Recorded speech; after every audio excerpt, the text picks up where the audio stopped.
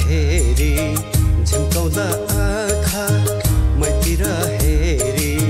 झिम्काउँदा आँखा हुरुकै भएन है चाहना मेरो त्यो मनमा बस्ने सक्छु कि सक्दिन म ओइ दिदी अनि तपाई चाहिँ को के गरेको यहाँनिर बसेर दिउँसोदेखि खोजेको चाहिँ 3 बजिसकेछ यहाँ आएर बसेको रहेछ तिमीलाई के भयो के भयो भेनालाई फोन गरिदिन्छु नि म अर्काको बुढी ल्याएर यस्तो एकान्त ठाउँमा किन बसेको यहाँनिर साली हो मेरो साली तिमीलाई के भयो लाज शरम छैन है आधी घरवाली भनेर थाहा छैन तिमीलाई यत्रो 3 घण्टा भइसक्यो यहाँ आएर मस्त गफ गरेर बसेको तपाईँ चाहिँ के भएको दिदी भेनालाई फोन गरेर सुनाइदिन् म त जान्छु अर्काको बुढा बस न बस एकछिन बस बल्ल बल्ल आको त्यो हात किन समातेको के गर्छ उसले के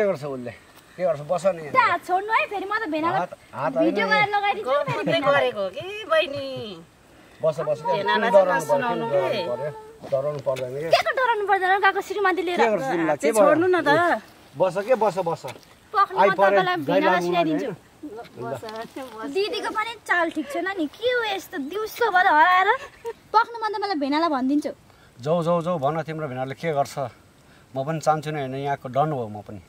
के गर्दा रहेछ हेरौँ साली हो आधी घरवाली त भइहाल्छ नि के गर्दा रहेछ हेरौँ त ल आफै गल्ती गरेर आफै ठुलो कुरा गर्नु लाज हुँदैन के को लाज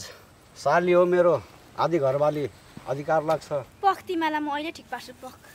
जा कसले के गर्दा रहेछ हेरौँ हामी पनि हैन अहिले मान्छेले अन्त साँच्चीको अप्ठ्यारो पर्छ म चाहिँ बस एकछिन कसले के गर्दा रहेछ हेरौँ न बस एकछिन के पनि गाउँको मान्छेले अन्त मलाई अप्ठ्यारो हुन्छ नि त बस के म भएपछि किन डराउनु पर्यो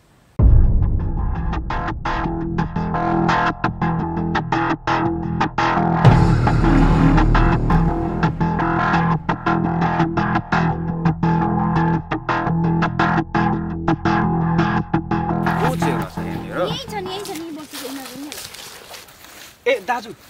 आफ्नै दाजु पो हुनुहुँदो रहेछ ढोगरे आफ्नै दाजु पो हुनुहुँदो रहेछ के छ ए कताबाट ए अघि थाहा भएको भए नि नि अरू सबै ठिकै छ नि एकदम ठिक छ दाजु एकदम भाग्यमानी ल फोकटमा नि रमाइलो गरिराख्नु हो बेला दुःख गर्नु सरी केही छैन ए तिमीलाई पालिदिन्छु आफ्नै दाइहरू हो हिँड तिमी पनि घर अब